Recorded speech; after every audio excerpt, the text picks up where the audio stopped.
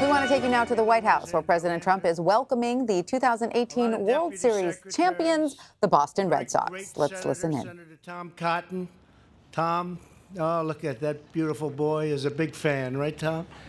Tom was a good player. We're also delighted to be joined by the senior leadership of Fenway Sports Group and the Boston Red Sox. John Henry, great businessman, John. Thank you very much.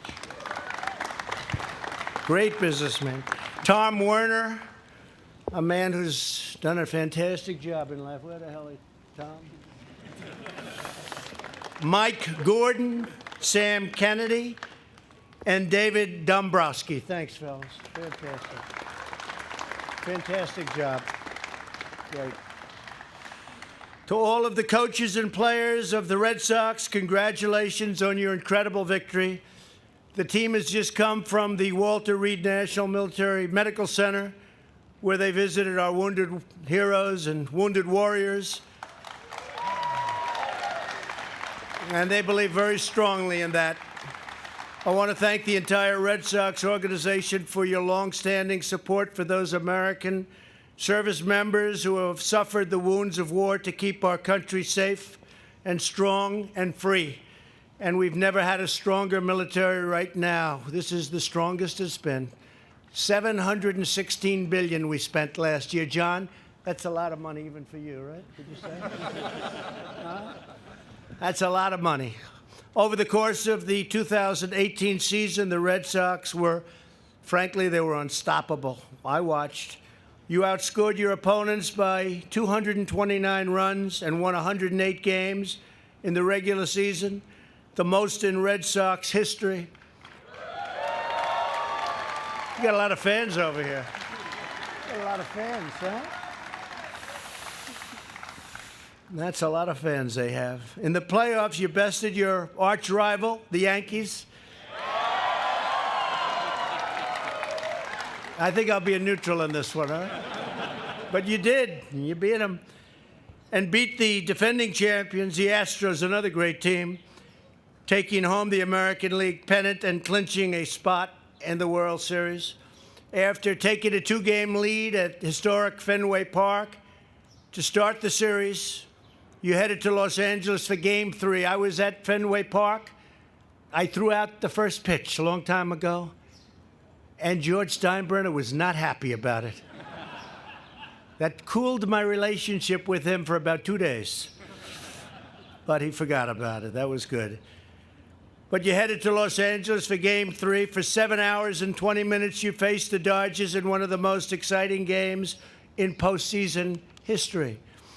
It was in the 12th inning that relief pitcher Nathan Eovaldi. Where's Nathan?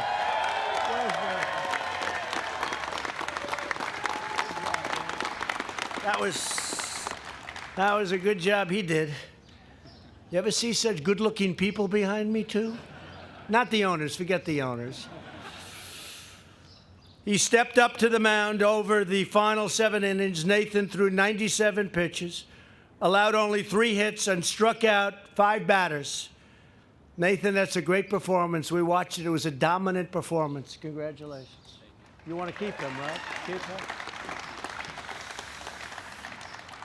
Though you ultimately lost Game 3 by a single run, Eovaldi's tremendous effort inspired the whole team. You knew what a World Series victory was. You knew it was in reach, and you didn't want to do anything to blow it, and that's what happened.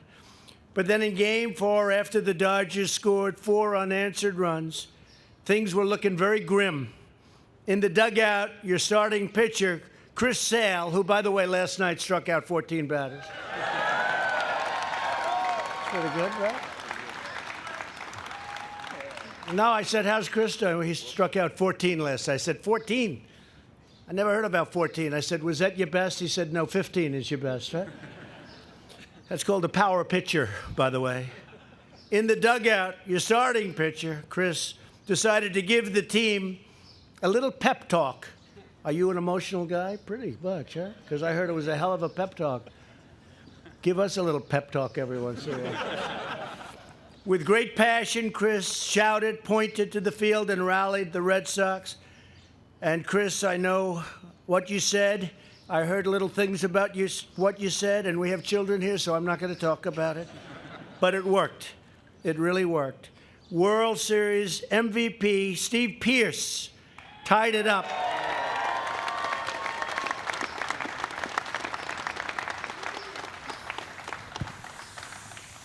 He tied it up, and with a home run. You're doing well this year, pretty well this year, right? Huh? He's doing well this year. When it counts, he really does well. Those are the ones we really like, huh? Followed by 3 RBIs in the ninth. The Red Sox won 9-6 and never looked back. Chris Sale then returned to the mound for the final game with 2 outs and a 1-2 count in the bottom of the ninth against a great hitter. Sale stared down the batter, wound up, and delivered an amazing slider. Was that a slider? You gave up the fastball? And the batter went down swinging, and the Red Sox won the World Series. Right? Pretty good, huh? Pretty good. In 2004, the Red Sox achieved their first World Series victory in 86 years. You quickly won 2 more in 2007, 2013. With your victory over the Dodgers, you now have won more World Series than any other team in this century. That's pretty good, huh? Must be the ownership, too. I don't know. I know these owners are great.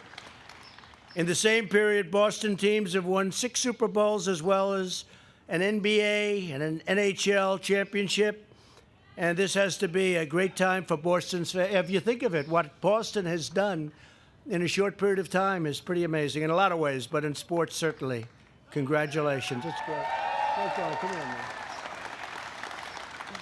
Each Red Sox player is a shining example of excellence, living out an American sporting tradition that goes back many generations. From the open fields of our rich farmlands to the playgrounds and the vacant lots of our great cities, kids everywhere learn to catch fly balls, swing for the fences, and race to home plate. Baseball is truly America's pastime. I love it. I don't know. I guess everyone out there loves it. You wouldn't be here if you didn't, but I love it. It's a special game, a special sport. I played on a slightly different level. It's called on high school, a little different level. But every spring I loved it. The smell in the air, right? Does that make sense? The smell in the air, right? Such an amazing feeling.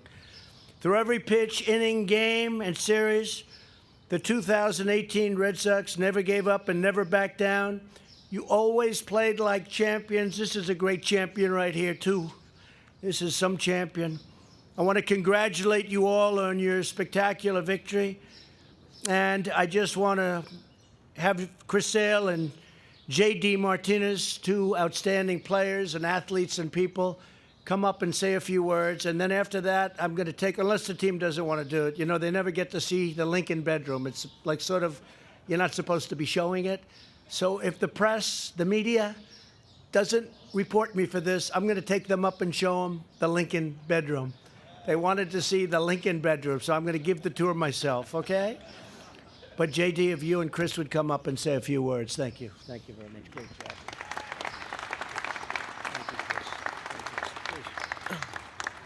Well, Mr. President, on behalf of the Boston Red Sox organization, we'd like to thank you for having us here to celebrate our 2018 World Series championship team. We'd like to thank obviously our spouses, our family members and friends, and our fans for coming here.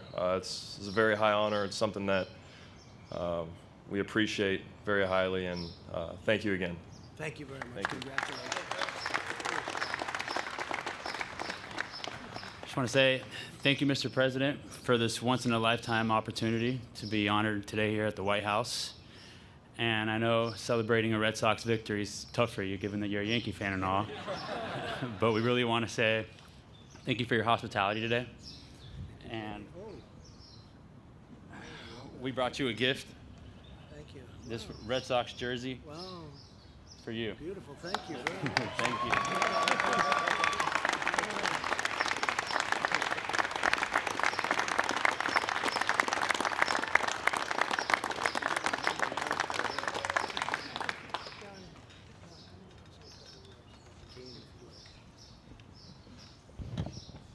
Well, once again, I want to congratulate this group of men and women who put together the best Red Sox team in history last year. And thank you. But of course, we would not have been successful over the years in winning these titles without the fans of the Red Sox, who are global. We often hear and see servicemen who are serving across the world, who are tuning into Red Sox games, and it's a truly remarkable phenomenon around the world and throughout the United States, how loyal and how committed Red Sox fans are, and they're the reason that we have the resources to be successful. And thank you, Mr. President, for this honor today. It really is an honor, and thank you. Thank you very much, Jim.